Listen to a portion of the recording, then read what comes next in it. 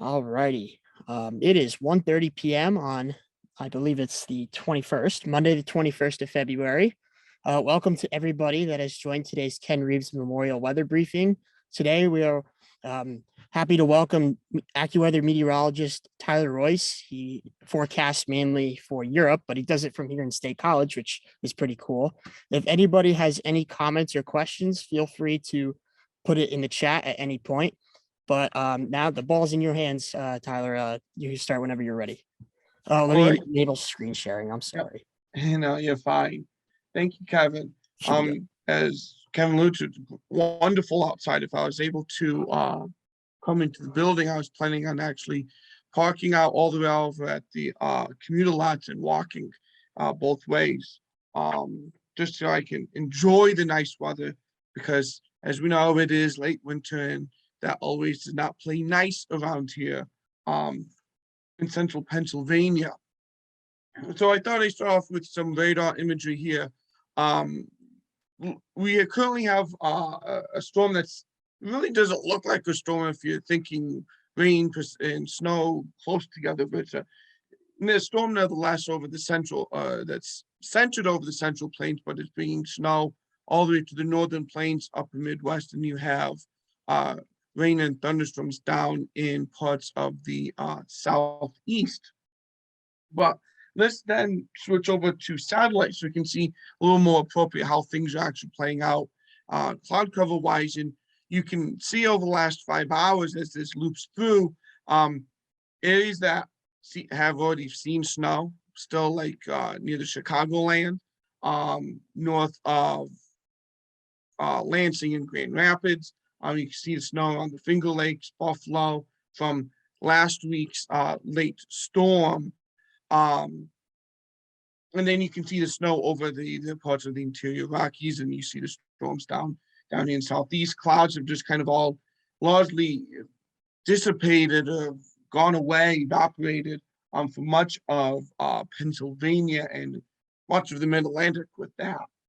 Temperatures at this time, let's see if I can remember to play my mouse here, in central Pennsylvania, largely ranging from still 48 degrees in Williamsport to 55 here in State College. You have 57 down in Altoona, down in Latrobe, 59 already, and we still have several hours to go of heating. And once we dive into the shorter range, we can go into what we can expect for the rest of today. I mean, I can go into a little more stats in terms of how many times we've seen temperatures over 55 degrees over the last roughly 22 years or so. I went and did some research into that. We'll kind of start off with the MOS guidance, and then I'll backtrack to what we can expect for the rest of the day. This is all the 0Z guidance here. Largely they're showing, well, we could already know that the NAM MOS is off because it says it should be 54 here, but we're already at 55, and we're only a degree off from the 56 that the GFS MOS is highlighting. So today's a prime opportune example of when guidance is too low than what's actually going to happen. And you take a look down in Pittsburgh area, you should get into the lower 60s, probably pushing mid 60s. Here we're going to probably be pushing the upper 50s to maybe trying to hit around 60 degrees. So let me back out and head into the just to kind of see what we're going to take a look at the latest turn, and then largely go over and largely see nothing really until tonight. And by tonight I really mean after midnight, when we could see some rain coming in. We'll go into the bigger picture to take a look at this storm here. But really, as I alluded to, we could probably see temperatures 58, 59 degrees here in State College. They allude to Pittsburgh could probably be 64, 65 with that southwest wind. So I went back and I wanted to see how many times have we hit 55 degrees or higher in roughly the last 8 to 9 days of February. So this includes like when we have a leap year or whatnot. So we're looking generally February 20th through the 28th. And since 2000, there have been 27 occasions of which we had hit 55 degrees or higher. 17 of those have occurred within the last 12 years. And if we do a quick math here,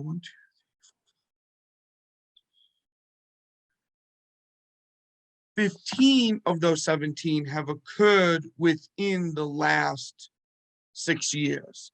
That includes the 59 that we hit last February 24th.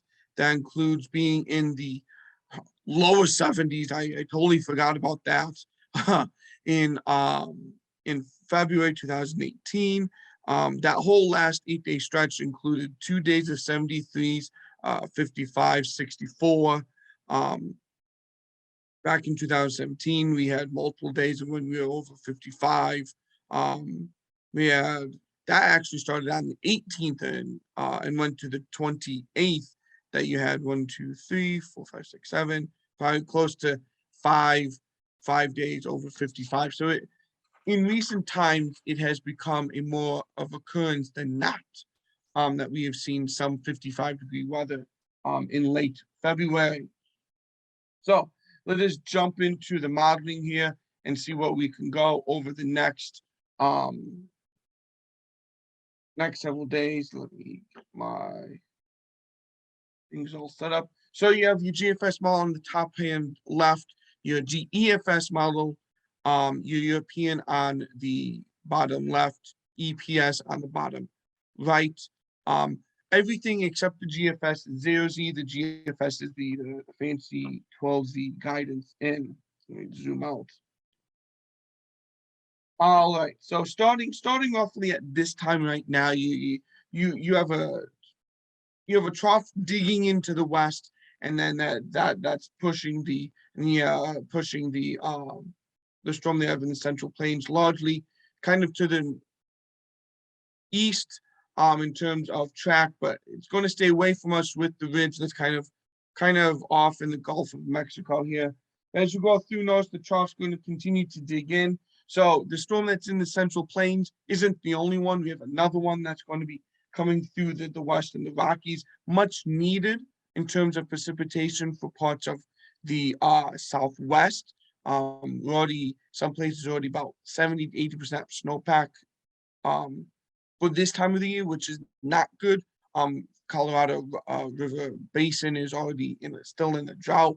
They need the precipitation of snowmelt for to make sure that the drought doesn't continue and any of that sort of thing. So as we head into Wednesday, the trough that kind of digs into the west starts to move through.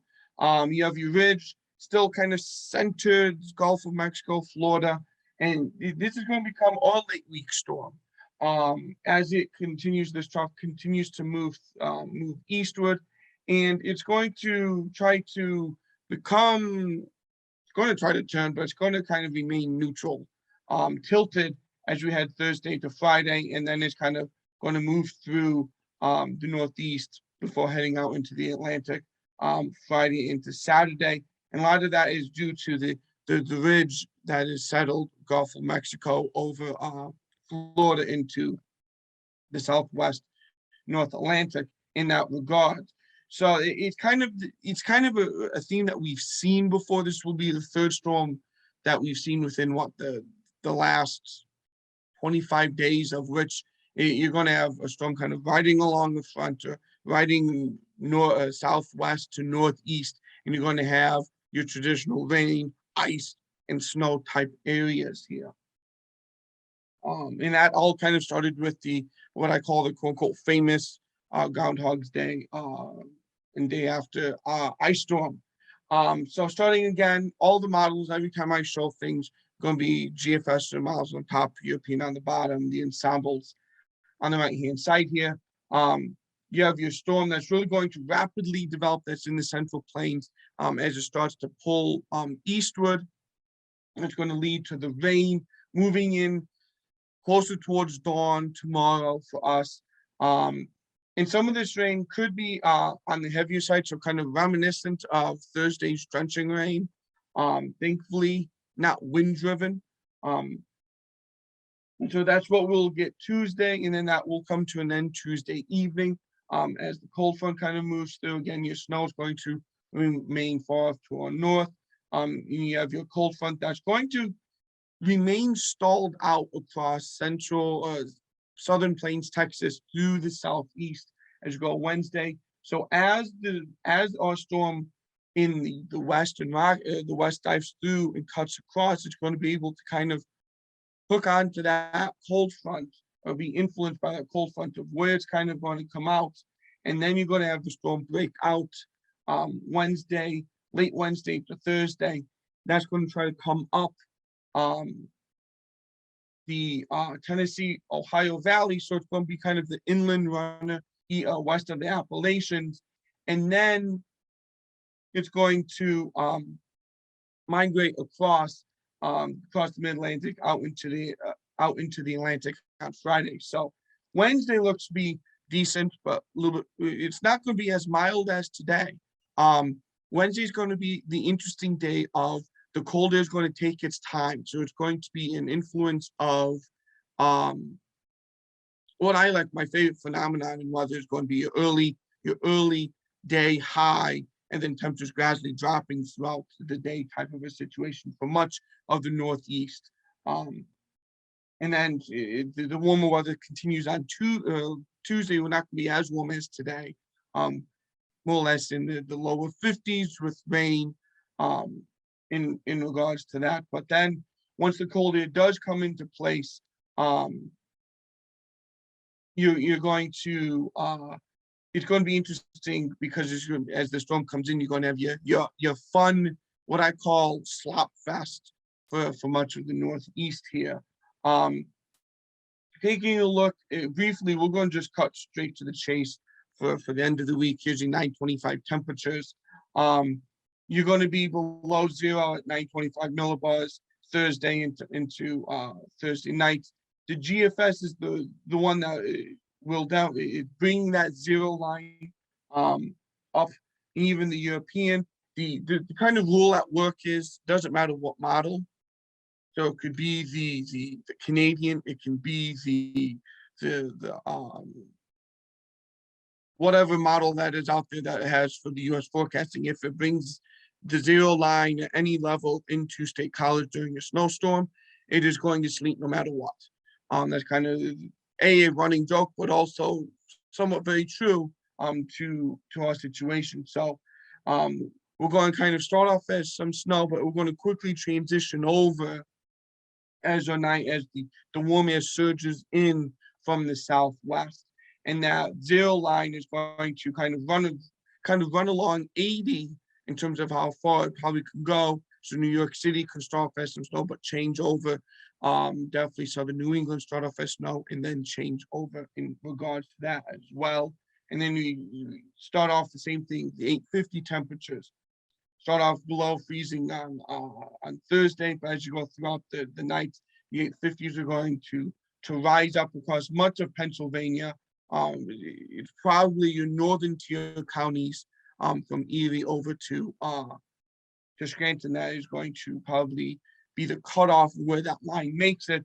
So again, we're going to see a changeover, transition from sort of snow to go to sleet, and then quickly to rain, all from Thursday night into Friday. The interesting area of concern in the Northeast is largely going to be north of New York City, north and western New York City into southern New England. How does that all play out? Is it going to be a case of where you are going to get your warm front overrunning precipitation early on, so that by the time when the storm is moving through, is it dry sliding? And then you see some sleet and you see some rain, but your quote unquote damage from snow is done on the early side of things. And there isn't much quote unquote rain and sleet to really impact the snow total. So that's something that you kind of have to watch in these situations that tend to happen here. I'll jump over. If you haven't used them, haven't seen them before, I'm a big fan of what is called the EFI's, the Extreme Forecast Index here. It's using the European ensembles, and it's saying, all right, in terms of what is normal, is this an extreme event here? So for instance, we take a look at the warmth across that we can expect today across the United States, or in the case in parts of Montana and North Dakota, just how cold it is. And it gives us an idea here of just how extreme it is. So if you see values 0.9, really 0.8, 0.9, 0.95, you're talking near the record. If you're talking values 0.9, 0.95 to 1 and above, you're talking tying the record. And definitely if it's over 1, you're setting a record. So for today, our values, as much as it's late February and thinking of 59 degrees or 55 degrees or somewhere of that facility, you think they would be higher on the EFIs, but it's just saying, hey, it's just a very abnormally warm day. Yeah, it's nothing near the records, not going to break the record, but it's just abnormally warm here in the Northeast for many locations. You go out to the southern and central plains, you're talking at temperature definitely could be approaching the records across Dallas, across Wichita, Kansas City, into that. So it's a very helpful tool to say, all right, are the models BSing us or not in terms of these extreme events? I like to use them for snowfall, and it's also a very dirty way to see if the EPS and even the European is essentially forecasting a severe weather event by using 2 of the EFIs. So that's CAPE and then CAPE dash wind shear. I know in Europe they've grown to use this a lot in terms of their forecasting skills, partly because over there forecasting severe weather is still a novelty compared to over here. So anything that can help them get comfortable doing it is a blessing for them. So for instance, I'll just highlight the snowfall to be for instance. So the snowfall for today it's a streak right across from Montana through Minnesota, northern Minnesota. And then as you continue to see where the highest snowfalls, where we can expect the moderate to significant snowfall over the next 24, 48 hours with the first storm. And then we can see in the Rockies where the snow is going to fall in the higher elevations there. Then as we go through, you see the snow is even going to probably even reach, I'm drawing a blank on the word here. Even the central mountains in Arizona. I'm going to kick myself because I can't think of the city that I know that's there. I'm going to think of it after the fact. But that's going to break out. And you're going to see snow that's going to actually break out Thursday night into Friday. Really, Thursday into Friday. You're going to get another stripe across the central Missouri, and then it's going to come up across the northern half of the Ohio Valley, and then it's going to cut across upstate New York, central and northern New England. This looked like to be a good one for upstate New York, for Massachusetts, Vermont, and New Hampshire. To see values, and here's the thing where it can really catch on that you say, oh, could really be an impressive storm. It only goes really 7 days out in terms of the EFIs. When you see values already 0.7, 0.8, 0.9, 5 days, 6 days, 4 days out from an event, that is red lights flashing everywhere saying, hey, this is an extreme event. You guys should be taking a look at it, not just nilly-dilly not caring about it or not giving enough attention that, yes, there's probably something going down here that's probably close to a record. So already seeing a 0.8 and a 0.9 really 5 days out, my eyes are already like, oh, this has the potential to be newsworthy in the fact that, yeah, it's going to snow, but there's a potential for a lot of snow to happen during this.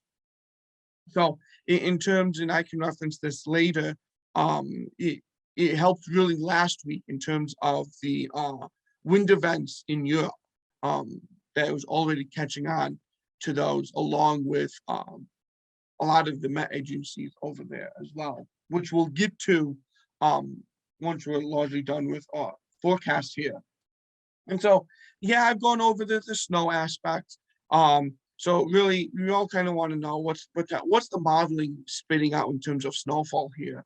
And so really, the next 24 hours, you see where your highest bands are going to be. You're looking over, I don't know, near a foot to over a foot, across eastern Montana through the western Great Lakes, or northwestern Great Lakes.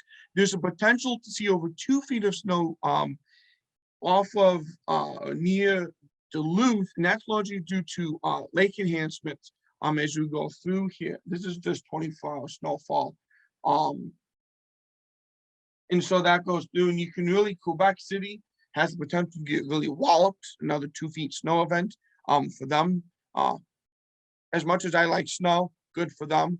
And then as we go through, you can see the snow that's going to break out across on Thursday. Notice here, the modeling here has, in terms for somewhere between 1 to 6 inches of snow. I'll use, for instance, the European here has 1 to 3, 1 to 2, really. Let's go back to the EFIs here for what we have for Thursday. Notice the lack of EFIs. So in terms of a value above 0.3, so it's really telling us the event in the central plain, yes, it's going to snow. It's more going to be like a nuisance snow. That's what the EFIs really tell us in terms of the context of where this stacks up for this time of the year. Now, as we go farther, and then we can take a look, it really looks like we're going to be on the edge potentially of the snow. Yeah, I know I'm talking 5 days, and there's a whole slew of stuff to go along here.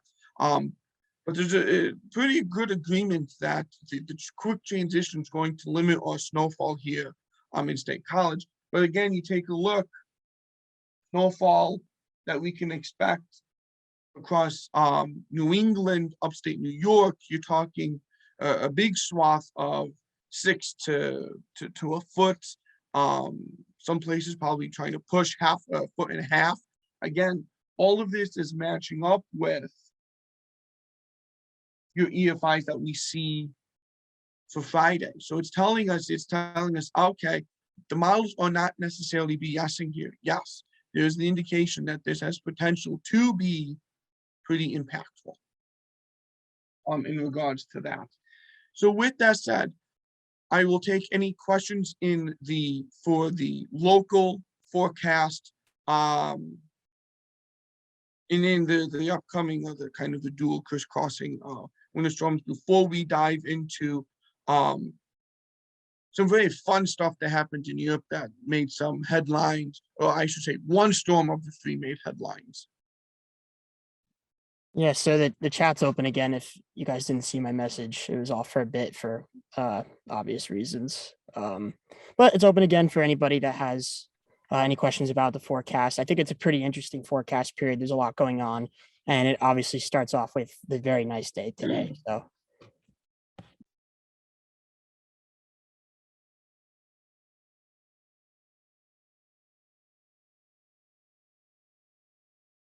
I guess I have a question. Do you think it hits 60 today?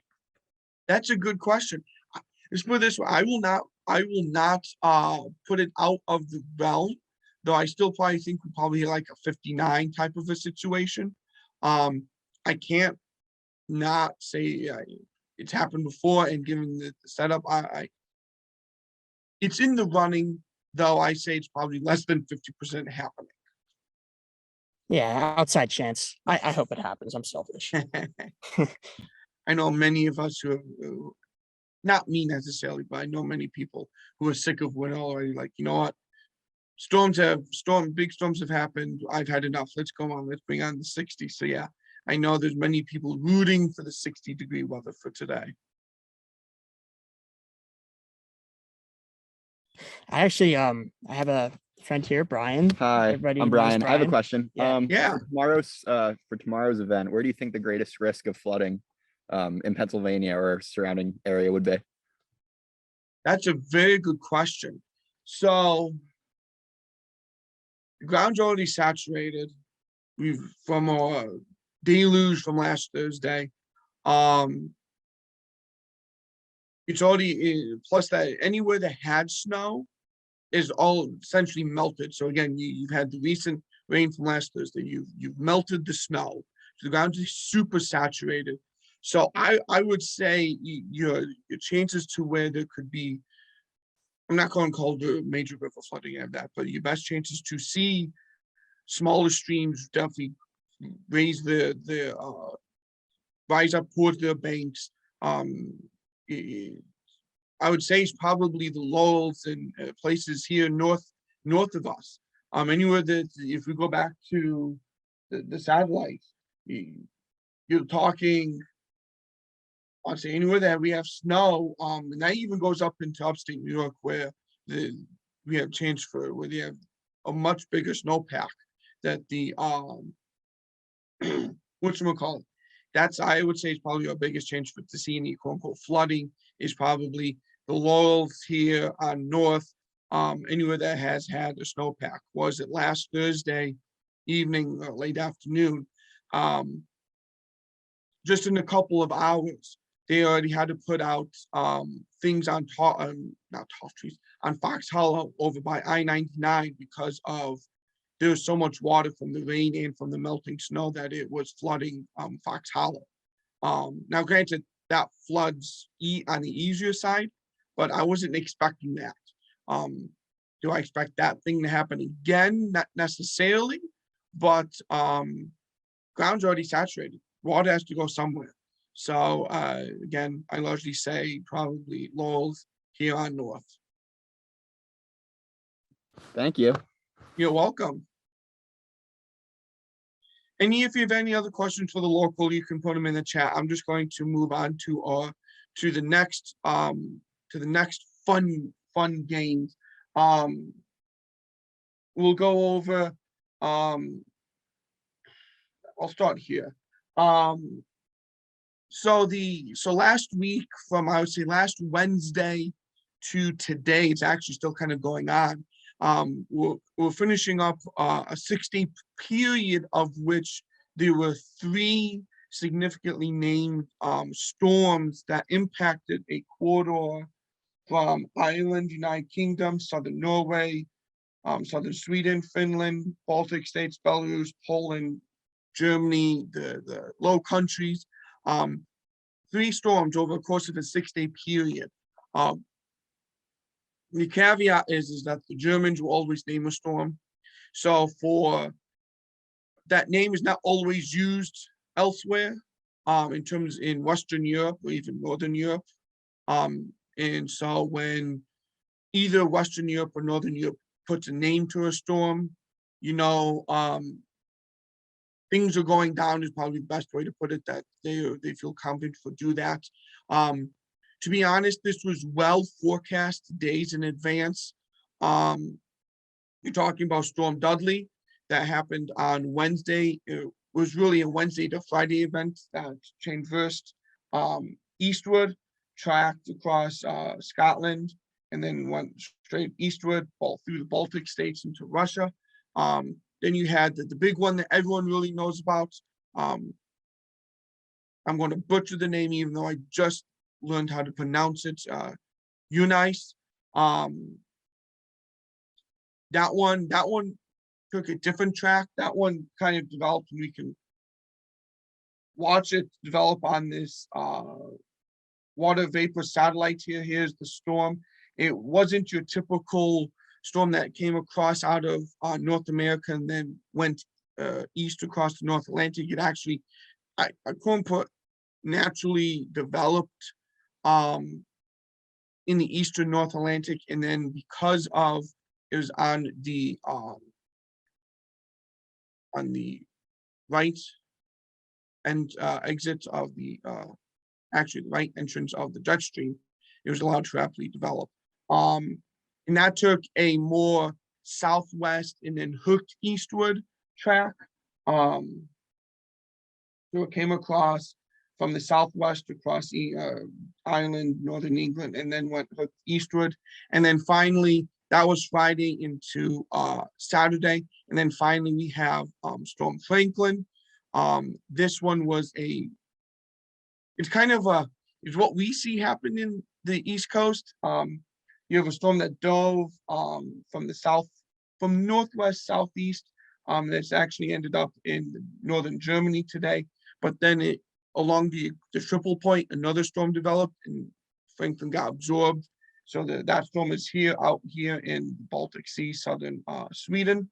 That's currently going on right now. So you had 3 storms that brought widespread at least 50-mile-per-hour wind gusts. Quickly, just to go through what those look like. This is what Storm Dudley brought in terms to the UK for wind event. This is all in miles per hour. A lot of the highest gusts from Dudley happen to be in the higher terrain locations in the Scottish Highlands. And then if we go back, this is to catch what Dudley brought to the Netherlands, Germany, Denmark, and that was largely Thursday night. This is all in kilometers per hour, so you're talking many gusts in the around 60s, lower 70s, from Amsterdam all the way up to Hamburg. And then as you go through, it roared into that through Thursday nights into early Friday, into Thursday morning, I should say. And then that kind of continued in weekend as you went through Thursday. That led to you saw the footage of the ferry in, I think it was near Hamburg, that had the windows blown out while it was in use. That was associated with Dudley. So then we had our second storm. So let us jump to that one.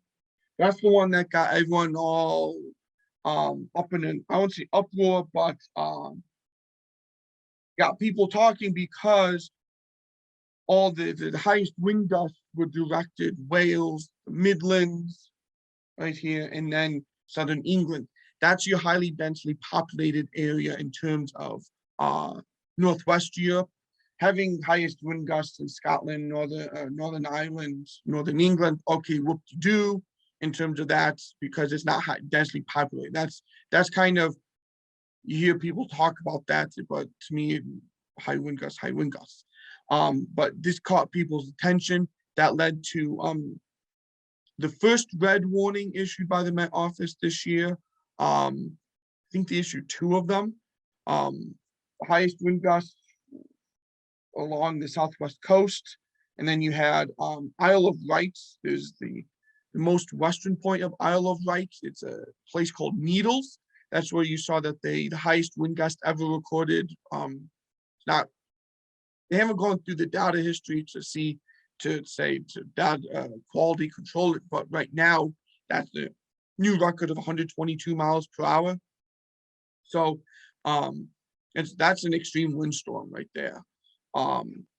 That's where you saw everyone was so glued to the YouTube channel watching the plane trying to land in Heathrow as the rocking back and forth, and even as the touching the ground, the plane I never want to be in a plane doing that. I'm just going to throw that out there.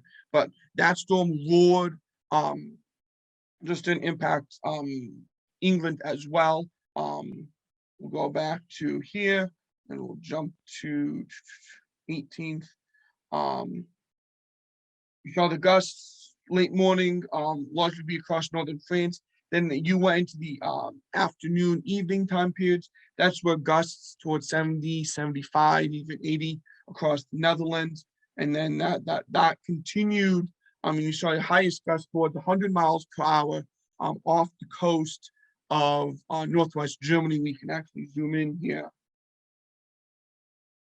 It would be nice if there would be one place I can get all this data for Europe. So instead of throwing all these different places, but it was near the northwest coastal again.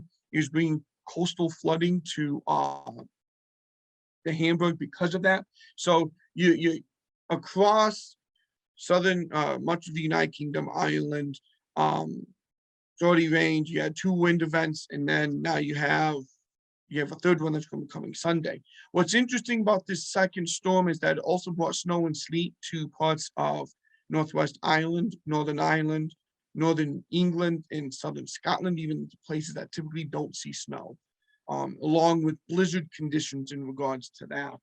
And then this storm on Saturday quickly ran off to the quote unquote east, and brought 50, 60, 70 mile per hour gusts across Poland as well. We'll back out there. And then finally, this third final storm is going to compound all the first two, the impacts, damage from the first 2 storms.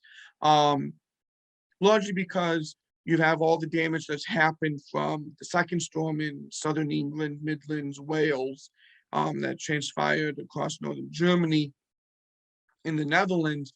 And given that the short time frame, can't clean it all up. You probably certain trees probably been slightly damaged from the first 2 storms. Well, now you're going to get a third round of wind, likely going to bring the loosened trees or tree branches down. So you've increased the risk for damage. It's going to delay the cleanup, as I alluded to. It's going to delay power restorations. Southeast England, Kent, England, that whole area, many places are still without power. So you're talking close to 60 hours. And we know how that goes here in the United States. We just have to look at some of the previous events that when you go multiple days, people really start to get very, I don't want to say angry, but they start getting very irritable without their power. But it just isn't a UK thing.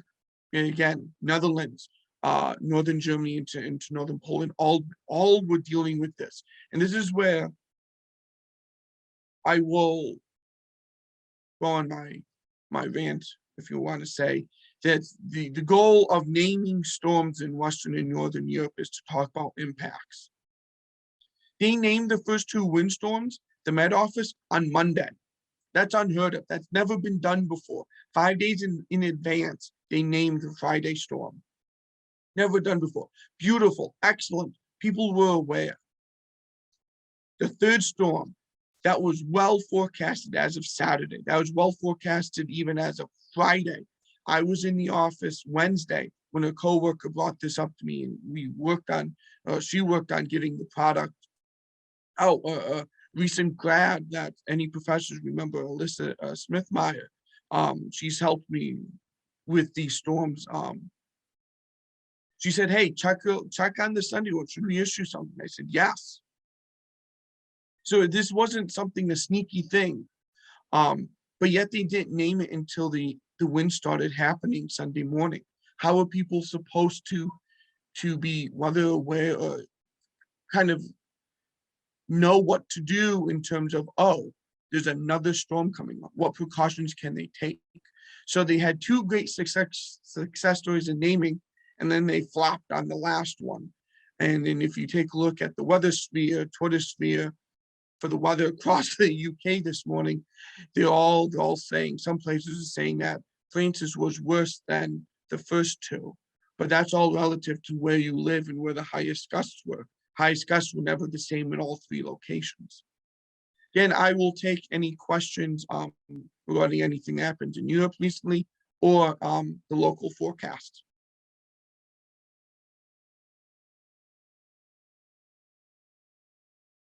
Come on, Bill, you know you have questions for me.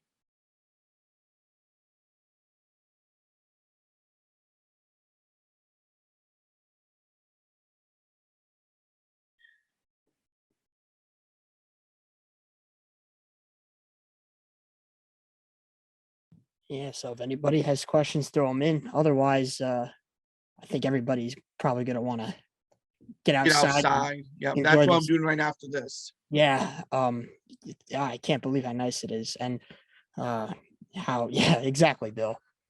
But yeah, I definitely can't wait to get out there and enjoy it because it looks like it's going to be short-lived, unfortunately. All right, thank you guys for having me. Thank you very much, Tyler. That's Tyler Royce from AccuWeather, European meteorologist. Thank you so much for leading today's discussion. And yeah, with that said, thank you everybody for joining and attending, and go out and enjoy the weather. Thanks, Kevin. See you all. Thank you.